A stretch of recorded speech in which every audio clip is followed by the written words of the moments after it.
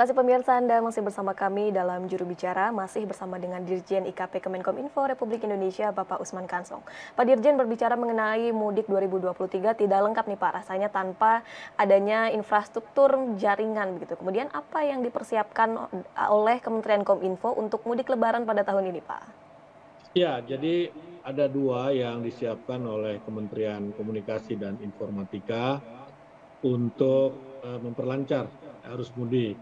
Yang pertama dari sisi komunikasi publik, ya kita mendiseminasi berbagai informasi tentang mudik. Kita juga membuat buku panduan elektronik, jadi sifatnya e-book begitu, ya untuk memandu masyarakat dalam melaksanakan ritual mudik ini begitu. Ya, jadi dalam e-book itu ada ya hal-hal ringan, latar belakang, sejarah mudik, kemudian juga bahkan CCTV ini juga ada dalam e-book itu. Jadi tinggal klik nanti akan terpantau CCTV di jalan tol Jakarta Cikampek dan beberapa ruas tol lainnya.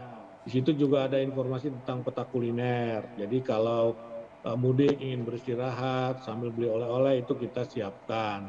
Dan informasi-informasi lainnya, informasi perubahan misalnya perubahan manajemen lalu lintasnya, ya buka tutup misalkan satu jalur atau satu arah itu kita segera informasikan melalui media sosial.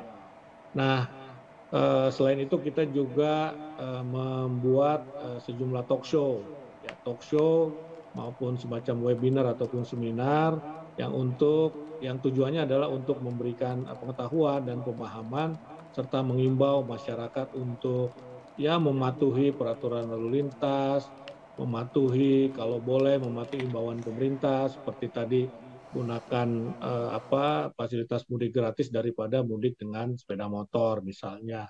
Kemudian kita lewat kanal-kanal komunikasi yang kita miliki di kementerian lembaga khususnya Kominfo, kita juga mengimbau agar masyarakat untuk mudik lebih awal. Ya.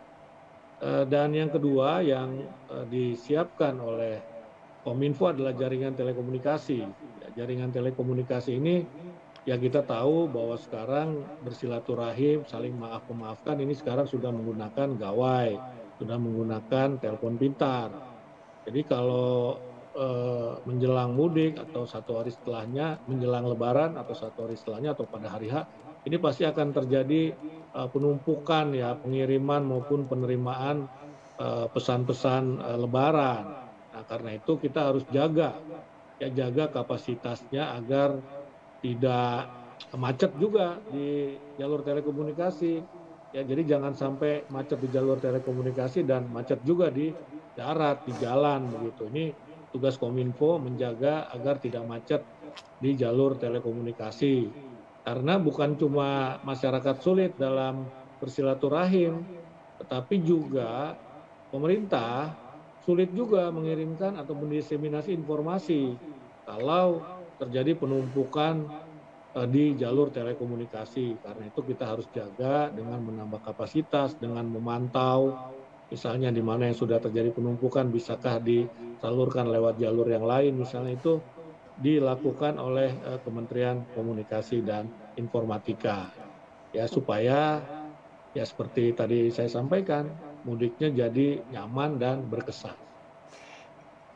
Ya, persiapan diseminasi informasi kepada masyarakat seperti pemberian e-book maupun tatap langsung dengan masyarakat hingga penyiapan jalur telekomunikasi ini terus dilakukan oleh Kementerian Kominfo dalam mendukung mudik yang aman dan juga berkesan. Kemudian terakhir Pak Dirjen silakan sampaikan kepada masyarakat imbauan kepada para pemudik untuk di tahun ini seperti apa? Iya, jadi kita mudik dalam situasi yang berbeda, dalam situasi yang normal. Ya karena itu pemerintah melakukan berbagai pengaturan. Ya tujuan pengaturan ini adalah membuat mudik lancar, aman, nyaman, dan berkesan. Karena itu kita berharap masyarakat mematuhi peraturan, pengaturan yang dibuat oleh pemerintah. Juga mematuhi imbauan yang dibuat oleh pemerintah. Ya kita pertama mengimbau agar masyarakat mudik lebih awal. Yang kedua, gunakanlah manfaatkanlah program-program mudik gratis.